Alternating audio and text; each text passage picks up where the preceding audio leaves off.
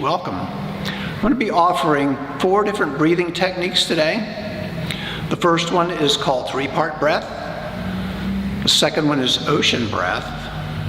The third technique is brain cleansing breath. Interesting name.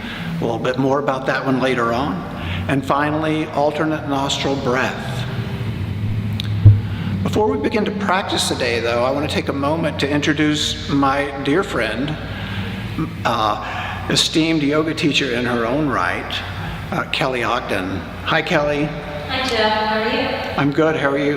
Great, thanks. Thanks for joining us today. Thanks for having me. All right. So I thought it would be a good idea to have Kelly join us today because with 2 of us here doing the practices, you're going to get to see 2 different body types as we go through these techniques. And perhaps as you watch different people, you're going to get an idea about how a practice may suit you. So with that in mind, I want to begin to offer a few tips and guidelines into how you can have a little bit better experience. First of all, you want to always practice, if you can, with an empty stomach, so the diaphragm has a little bit more room to move. Secondly, you don't want to ever strain when you practice. As you develop these techniques, you can make them stronger if you like to, but you don't want to ever practice to a level that feels like your body's straining to do them. Thirdly, you want to make sure that you take time to build your practice, to integrate your practice, to let it grow, to let it have a gradual movement from learning to actually intensifying the practice. So you want your practice to be stable and regular. Additionally, make sure that when you practice, you've allowed a little bit of time afterwards so that you can integrate the work, so that you sit with your feelings for a minute or 2 and really notice how the practice affects you.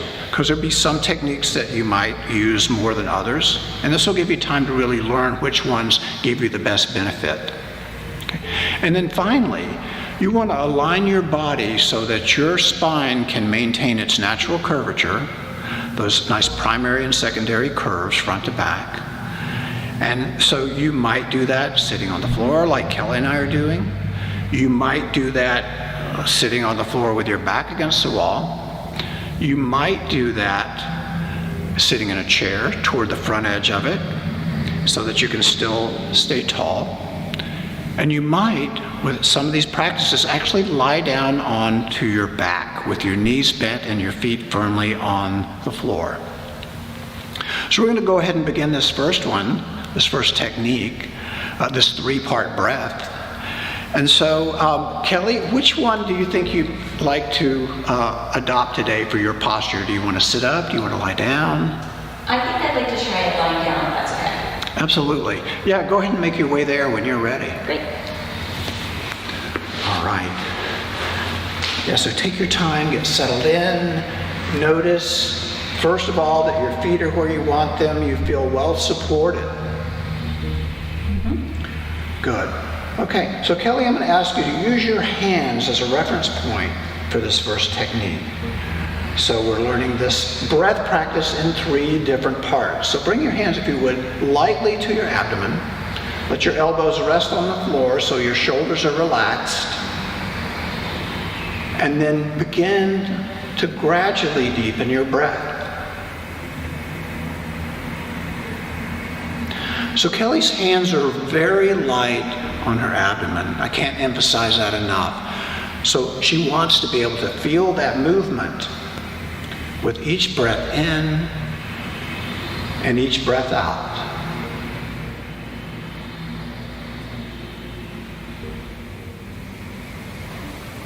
So notice that she's breathing slowly and deeply. So this breath is called 3-part breath. It's also known in Sanskrit as dirgha breath. It means slow and deep.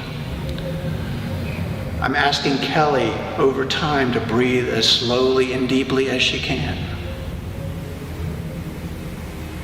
And the benefits that she's going to experience are probably going to be a calmer mind, a better exchange of gases in the lungs, She's going to actually be strengthening the muscles of respiration. And she's going to be deeply calming all of her nervous system, going into that parasympathetic side. Kind of the opposite of the way most modern people are living their lives. Great. Good job. So you can see a nice excursion of her abdominals as she breathes in and out. Great. Okay, Kelly, so now go ahead and place your hands a little bit further up on your body and then let them slide out a little more laterally to the rib cage. Elbows still resting on the ground if you can. And you're going to incorporate that breath again. That's full and slow and deep.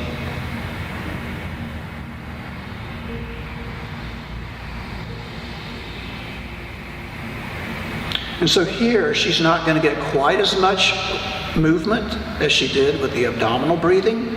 But if you watch her, you can still feel, you can still see, she can feel it, you can still see her hands moving.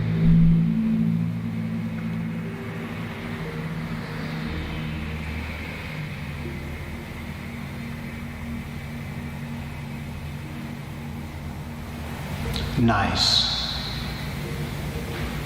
Good. Okay, for the third part, Kelly, I'm going to ask you to bring your hands a little bit further up now. So take your fingertips and actually place them just below your collarbones. In fact, you might even feel the lower edge of your collarbone.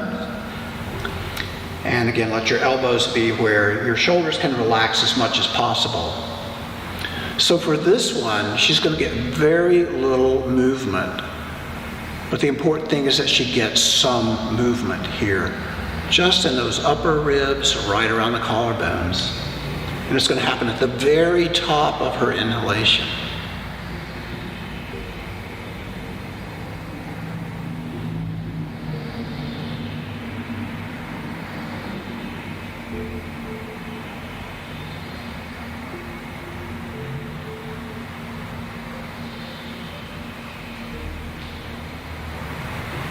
Nice. Great. So she's completed this three-part breath, integrating abdominal, rib cage, and collarbone area. For a full, deep breath. Great. Thanks, Kelly. You're welcome. Thank you. Good. You can come up to sit again if you'd like. So how do you feel? I feel good. I do have a couple questions. Sure. What should the length of the inhale and the exhale be? Well, as the term is described, as slow and deep as you can, that'll just depend on your capacity for deep breathing. So if you're new to the practice, you probably will breathe just a few seconds on the inhale and the exhale. But after you've done it for a while, you may find that you can grow up to 10 or 15 seconds on either side of the breath. So it's a process. And I won't say that there's a right or a wrong way or length of time, but just know that over time, like any other practice, you'll increase your capacity. Okay. Yeah. And for how long should I practice this technique?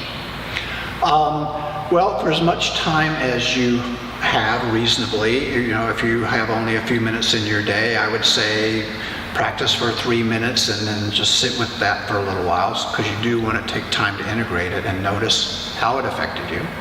But if you have plenty of time, it's a weekend or something like that, you could practice it for 10 or 15 minutes. So it's really up to you. Any amount is good, because again, you're exercising your lungs, your diaphragm better, and you're just getting a greater exchange of oxygen and carbon dioxide in the lungs. Great. Yeah, very nice. All right. Thank you. Okay, thank you.